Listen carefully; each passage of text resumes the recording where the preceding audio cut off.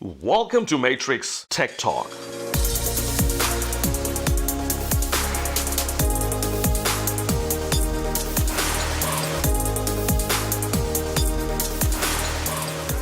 So today we have a very special guest who is entirely from the IT security industry, Hasain Alshakarti. Welcome to Matrix. Thank you. So Hasain has been working in this field of IT security for about more than 20 years now. He has been honored with the title of Microsoft MVP. He is the Senior Security Advisor at TrueSec, and he also goes by the name The Wolf. So Hasain, why don't you tell us something about your passion, your background? How did you get into the IT security field? So please. Yeah, absolutely. It's a pleasure being here, to start with. So I started basically my career as a developer. Back in the days, I was to war Naval Network server on the same machine, did the client, the server development work on that one. So like a very basic form of virtualization, maybe we can call it today. But from there, I took the step off to more of networking, more of looking at other operating systems, Windows starting to grow, Linux starting to grow at that time. So I just took it off to network management, system management, and then soon I realized, hey, the internet is there. So there are a lot of issues with, as a matter of fact, I worked at the high school I studied at that time. So just to give you one quite funny story, we implemented the firewall at that place to protect other people from our students. So that's how my curiosity about where security was going in the internet started. And started soon looking at how can we do to strengthen system security? What can we do to prevent attackers from being able to conduct whatever they want to do on our systems? And I just continue with that type of a career. So today I work very closely with our red team. I work more with second, third line type of support for them. I do a lot of work with incident response cases type of thing. So customers having trouble with breaches, attacks.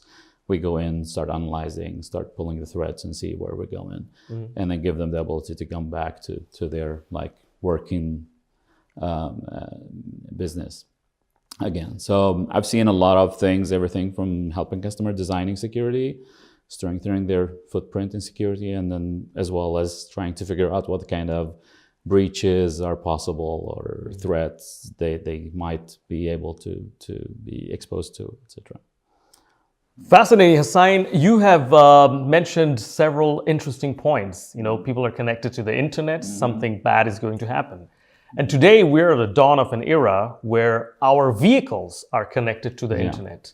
And whenever things get connected to the internet, things happen. We've seen it in the traditional PCs. We have seen it in the mobile devices. We've seen it. We're now seeing it in the IoTs and vehicle. So, being an insider of IT security for such a long time, how do you see such thing? Internet being in the car, connected vehicle, autonomous driving. How do you see the industries perceiving it? Well, for me, it's a matter of exposure. So the more connectivity you have, the higher exposure level you will end up into. Back in the days, maybe if you had to have a wire connection in the vehicle, in that control bus or whatever we can call it, to get hold of the ECUs, the different components, the parts in it. So as soon as you can start playing with them, talking to them, you can start looking at the protocols they are using. If there are any issues, any breaches, anything like that, and those protocols and the operating system implementations, then people will probably start fighting about these and starting probably to exploit these if there is anything to win by exploiting them. But as said, when you do introduce other type of means or networking, then you are basically expanding the type of exposure available.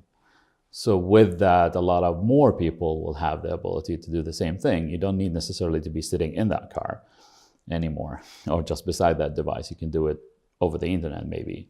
The same thing happens when, vehicles are already today connected to telemetry system, backend system of some sorts. So if somebody is in that backend system, in the telemetry system, they can probably reach out to that car or that vehicle as well. So there are this we are ending up in a situation where we have a lot of different attack vectors. I will call them attack vectors because they will probably get weaponized sooner or later. Somebody will find out something about something, and then they will try to utilize that to do something. Like I personally believe that we're gonna, I don't know when, but maybe soon, see the first ransomware case on a vehicle. It's just a matter of why isn't that possible? Well, it's just another computerized system, right? If somebody can hijack the control over that vehicle and then demand a ransom for that to release that control, why isn't that possible? Mm-hmm. Just because it's a vehicle doesn't mean that it's nothing strange about that. There is a computer system. If somebody can control that computer system, then we are very much there. The same thing is we're just looking at the history, looking at the trends we have in the cybersecurity sector. We see a lot of these things going on right now. So ransomware attacks are higher than ever. Crypto mining attacks, the same thing. There are a lot of things that people never thought they will end up into that's happening today in front of our eyes. So I just, as I told you, I just flew in the middle actually of an incident response case we have with one of our customers in the Nordics, and they, over a night, they got all their systems encrypted.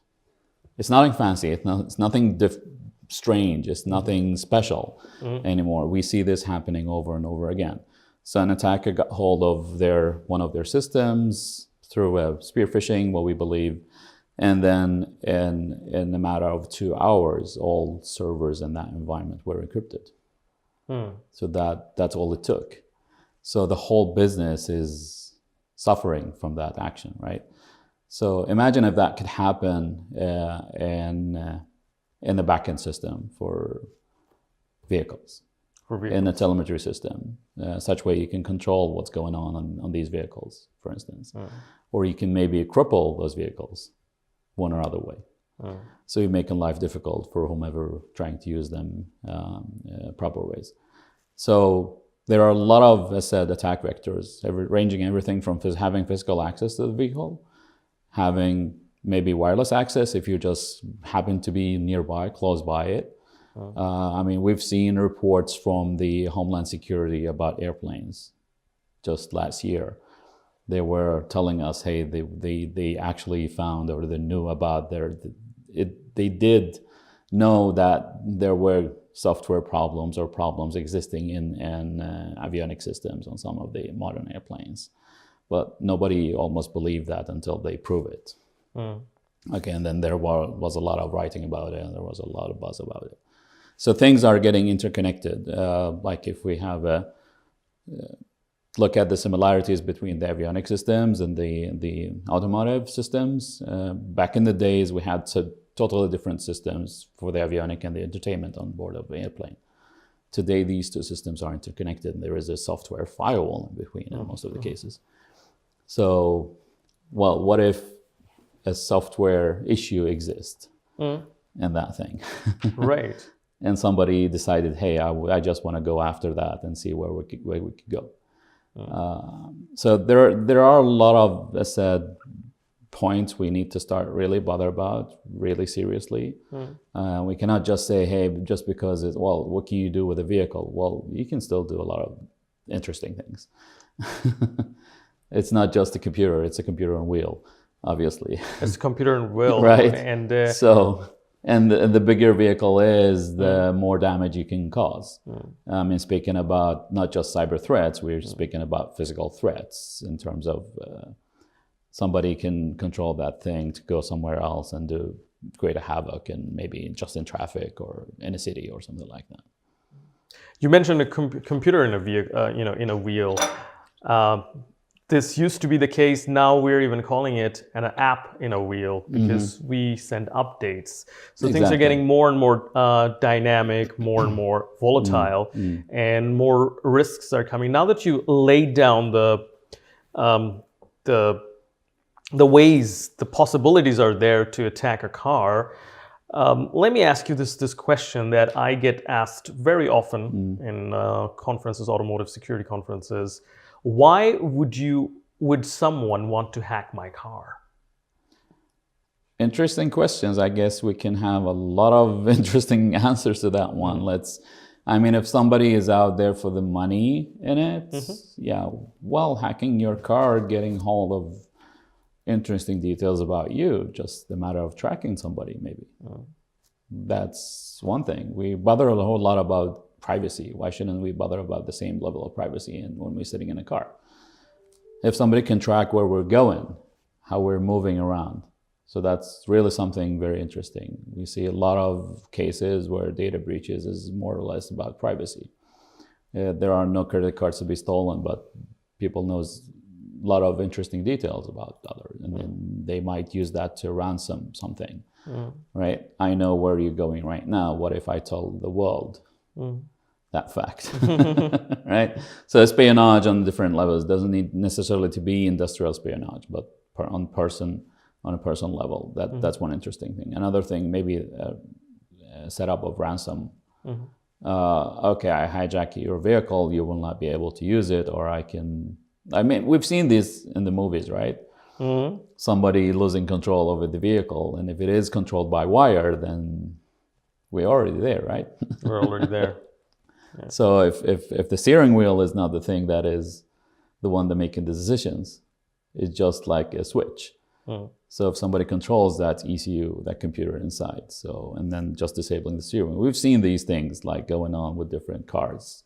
They can just make a turn, they can disable the brakes, they can just do this and that. So we can have serious, really, really serious issues if somebody just want to play a dirty game with whomever the owner of that car is, or maybe the manufacturer. They want to throw something bad on the reputation of the manufacturer, and so that can really make their business maybe struggle with bad reputation, etc., and then sales goes down wherever it is. So a lot of different scenarios that does exist. So just because, well, it's just a car, what is it? Why is it so interesting? That doesn't invalidate the fact that it's something connected. It's something somebody can do something with, right? And then what if that happens? What if the bad guys all of a sudden start looking into that direction, and we are not doing anything about it because we never thought it was the case? Fascinating. So why isn't it happening today at a scale that would make things more serious? Yeah. Let's put it this way. Hackers or whomever are conducting these type of operations, like ransomware, whatever type of espionage, there are a lot of easy to reach targets right now. So they will go after the easy to reach targets before they go after the hard ones. It's fairly automatic today to hack in somewhere. You find just a breach you know about, and then everything will go more or less 100% automatically. So as I mentioned, an attack starting from nothing, then within a time frame of 2 hours, then the whole environment is taken down. That's a lot of automation behind it. So we have a high degree of automation on well-known systems. So as far as we have, like, within quotes, coverage, the bad guys can cover their living by attacking other systems, an easier target, I guess they will not be so very much interesting in those other ones. But we shouldn't forget about somebody with another valid reason. So there is an industry in the cyber criminality we're talking about today. But if we not consider that type of cyber criminal industry thing, we consider those with other types of valid reasons why they should bother about hacking your car or your devices or your specific ones. I mean, we've seen IoT networks that has been hijacked because of software problems, and then they were using denial of service attacks and other type of attacks, right? So why shouldn't we consider the same thing for these devices? And then start working on putting more proper security measures on them. So what you're saying is fascinating. So the cyber crime industry, if we may call it, they have easier targets that they can make money with right now, and hence vehicle is not that interesting for them. The moment they will put more security measures or any kind of safeguards, when those targets will be more difficult, they'll look for other targets. So we've seen now more than, I mean, or let's say that it's starting to become the normal situation where the attackers are actually looking at your revenue. They are carefully designing a ransom that you can pay. They know you can pay it, you can pay it. Exactly. So, and then in some of the cases, they're actually targeting you just in the right moment, just before you're finished with your report, if you're a listed company, for instance. So they know if that company will not be able to provide a report, then the share market will crash. Yeah. It's very interesting to start observing that this thing is actually happening today. So they are carefully designating when the attack should be carried out. They've probably been there, studied the system. What we know today is that in most of the cases, when an attacker has been there, they have been there totally undiscovered for like months in some of the cases. So they are there studying and looking around, seeing what's going on and observing what's going on. They even in some cases, they actually learn and mimic the admins on that network or the admins on those systems. And then they conduct their attacks. So they are more or less 100% invisible in that system. So just to take that situation and then just apply it on what we see going on in other type of industries. So let's say they are not probably interested in the personal situation, somebody owning a vehicle, but they might be interested in that manufacturer or in that company. So what if we can target all the cars or some kind of telemetry system or something like that, and then put some pressure on that company? And then with a well-designated ransom or something like that, they maybe pay. They won't lose anything. If they have a foothold in the system, they can always try it. We've seen these things happening.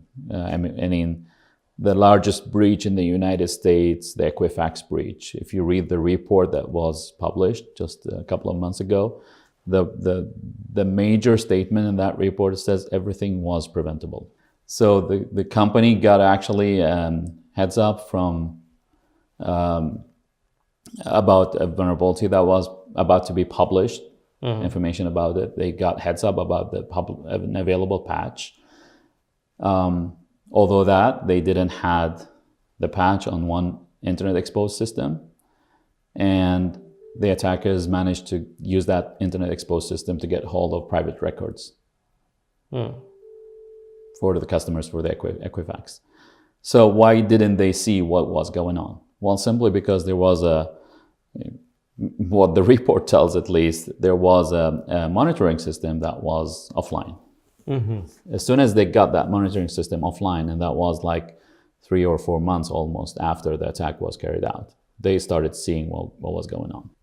So in many cases, when we step in and look at what was going on during a cyber attack, we are faced with the fact that the attackers had been there, they were doing whatever they were doing. In many of the cases, they don't care about being discovered because they know they will never be discovered. There is no proper monitoring going on here. But in those cases, they start seeing, oh, there is some monitoring, then they will start mimic and behave as the regular IT guys in that environment. So the most critical thing is that they actually got that first foothold, and they will start moving laterally within the environment and then do whatever their final target is. If it is deploying a ransomware, or if it is doing industrial espionage or something like that, or exfiltration of data or anything. We know, I mean, there are some more interesting vehicles than others out there.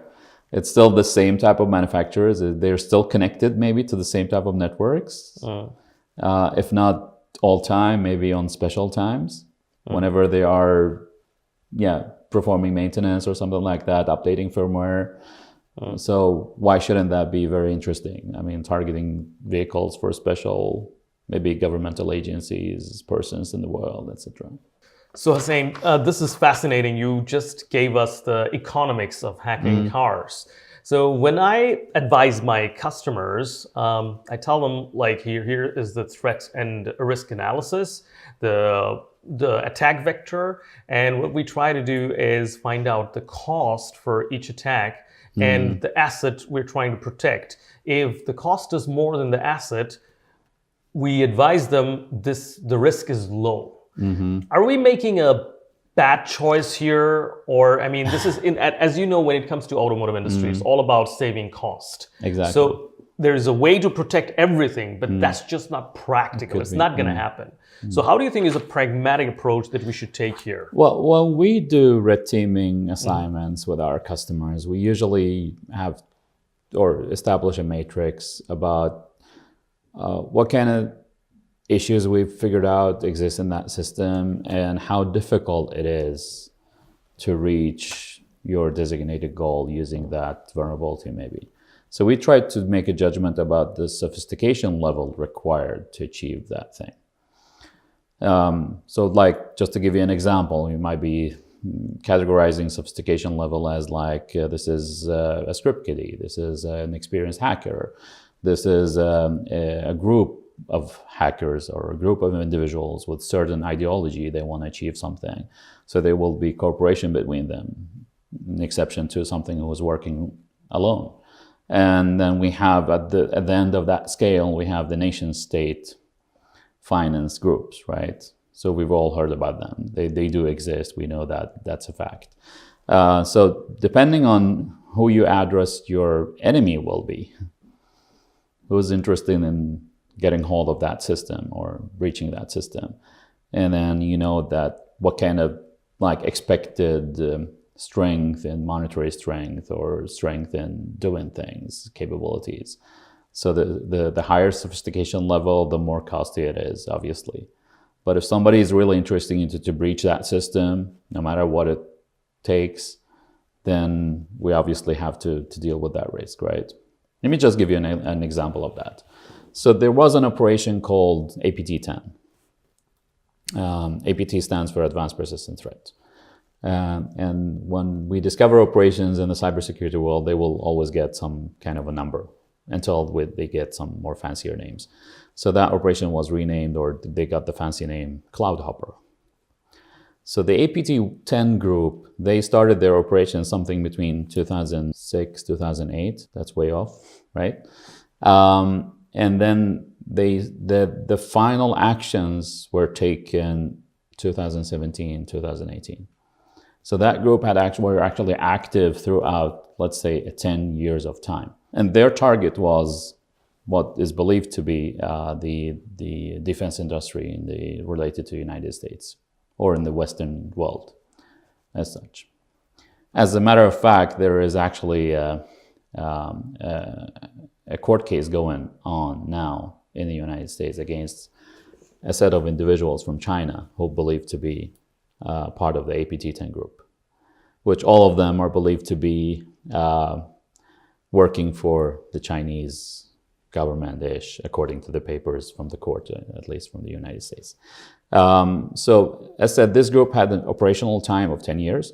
They targeted very high-profile type of industries. The report says they were actually into some of the NASA systems, the propulsion laboratories, and then other type of very important companies within the aviation and other type of business areas. So they targeted the network providers and the service providers. So they hacked into these companies, and the target was to hack the ultimate target. They know, okay, if I go after this company, I know they have an engagement with that one. So if I manage to hack into that one, I can reach that target I'm having or designating as my ultimate target or ultimate goal. So it took them 10 years. They actually did 2 different waves of attacks, but all in all, they were active in 10 years. And a lot of companies in the Western world were actually attacked by them, no matter if they were in that part of the industry or not. Sometimes they just exited on any kind of customer just to check what that was. Just to give you an example, that these groups have a persistency. They do have time, and sometimes they do have money enough to keep their operations going for as much as 10 years in time. So in this particular case, you will call them a nation state. That's a nation state. That's definitely a nation state. Mm-hmm. They have all the types of resources required to accomplish the goal. So whatever it takes, the time it takes is not of interest. So let them go. Let's do this operation until we reach our final goals. And that's it. So you need to address and identify the vulnerabilities you have. You need to understand what kind of attack vectors you do have towards your systems, and then how difficult is it actually to conduct operations using that attack vector. If it is a physical one, okay, what does it take to have somebody physically accessing that vehicle? Okay, that's fairly easy probably. Then if that means they can have total ownage of that vehicle, then we have a fairly high risk, right? So it's classic risk management. So you need to identify the valid attack vectors. You need to identify how difficult it is to breach that or using that vector. And then you need to understand who is interested of that. And that's probably, the last one is probably like some sort of a judgment or a guessing type of a thing. What do we think? Who is interested? Let's see, what kind of customers do we have? What kind of engagements do we have? Who do we sell our vehicles to? Who are buying these things or are interested in these things, etc. So once you put together that matrix, you will fairly soon see, okay, I need to do these type of investments. And that's what we try to make our customers understand. Then it's a very easy way to describe for C-level management or group management, whatever. Okay, these are the type of risk we have. This is the type of investment we need to carry out, and then it's your decision whether go or no go. So that's an important thing in the economics of this. Try to figure out where are we at, what kind of investment is required. And if somebody says, well, no, that we will never be able to deal with nation state. I mean, when it comes to nation state, economics doesn't matter. I mean, the equation I just gave you, okay, if your asset is less valuable than the cost of the attack, then it's not interesting. When it comes to nation state, that statement does not hold. So the cost doesn't matter. Well, we can add actually another axe on this. It says, we see that what was judged to be a high sophistication level 10 years ago, it's not a high sophistication level today. There is an evolution in tooling, there is an evolution in the methodology, all of that. That helps to lower the sophistication level because you can do the same thing with much less experience, with just using automated tools maybe. So if you did like your investigation 10 years ago and made your judgment about things, you probably have to revisit that and then redo your calculations again, because today it's a different story. What wasn't possible for 5 years ago, it's probably possible to do today with much less money. So all of a sudden, methods that were used by nation state 10 years ago is something we see regular, like solo type of actors are using today. Because things get widespread, things get big, tools are being, distributed differently. Just look at the NSA stuff, the leakage from there, and then the issues we had with the WannaCry, where some of these tools were used during the WannaCry incidents, right? So if that was considered like this is nation state, this is way too high type of investment, okay, all of a sudden it's not there anymore. It's not there anymore. So anybody can use that tooling because the tools were distributed freely. So it's fascinating. So the Moore's law kind of a notion applies for the bad guys as well. Absolutely. They're getting equipped with new technology. They're getting more sophisticated, and the cost of attack is getting less and less. That brings me to a very interesting point. When we build a vehicle, when we build a system for a vehicle, as a tier 2 company, we build the software for the vehicle. We think about a lifespan of 20 years. I mean, that's a really, really, really long lifespan when it comes to anything today. Exactly. Yeah? And in terms of cybersecurity, it is way too long. So the idea is we're trying to develop this over-the-air update of the software and that kind of thing. The problem is that is creating new ways to attack for the attackers. That's another attack vector. That's another attack vector. So at the same time, we have to also look at the cost of the vehicle. How do you think pragmatically the industry should deal with the challenge? Well, I mean, we've seen this already with mainstream operating systems. So it's exactly the same story. Back in the days, or we still probably have some mainstream operating system that says, well, hey, we are invincible, like nobody can touch us. That has been proven wrong, by the way, but I guess somebody still have that kind of opinion somewhere. But I mean, made by man software, there will always be vulnerabilities. It's not question if, it's question when somebody finds out about them, right? So it takes a lot of resources and cost to build really good software with few or almost no known vulnerabilities or possible vulnerabilities. I don't believe that you can build anything without those kind of vulnerabilities, but it's just a matter of, how much knowledge we have or how much persistency we have to figure out that there is a vulnerability actually in the system. And then as we observe mainstream operating system, we see huge investments being made. Like take an operating system like Windows and look at the journey they've made, starting with the Windows NT and then up till now with the Windows 10 and Windows Server 2019. That's a whole totally different story if you look at the investment in security in these two versions. Today, we are relying on hardware-based security. There are a lot of measures taken care of by the hardware. Hardware is there assisting and observing what's going on. We start talking about validation methods where the hardware will look at whatever is executing in software and, hey, that looks valid, that doesn't look valid anymore. We know it shouldn't behave this way. Behavioral analysis are getting more and more into our systems. And the hardware itself will start doing or has started doing some of these behavioral analysis on the system. This is an improper execution path. That application shouldn't behave that way, for instance. So I think we need, if we cannot cope with, if we think that time is a problem and the type of investments I need to update the software, it's probably impossible because that something is offline for too long time. We need to start looking at more of a whitelisting model and say, hey, there is an execution path. If you deviate from that, we choose to terminate whatever that process is. And then that will obviously get in conflict with, okay, if that was a self-driving capability, then what happens? So we need to be able to flip back to manual mode and say, hey, tell the driver, okay, you're in charge. We cannot assist you anymore. You have to drive the thing yourself, right? So we need to put these kind of measures in place.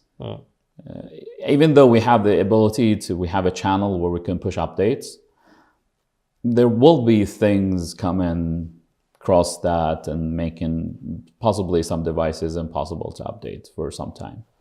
What kind of consideration should we have about that? Is it just fine? I mean, just look at the WannaCry. I just go back there and see, because that's a brilliant example of, there was a patch, but we had a lot of very critical systems out there that weren't patched because of different circumstances. Some of them were isolated, so they couldn't actually reach out to the patching channel. And when somebody stepped into that isolated system, then they made a havoc. So how is that comparable with this type of industry? In this podcast show, we bring in the industry leaders and experts in the automotive domain to share their experiences along their journey. The mission of our podcast is to start a dialogue that will allow us to understand the development of automotive industry and where the automotive industry is going. You can ask questions to our guests directly.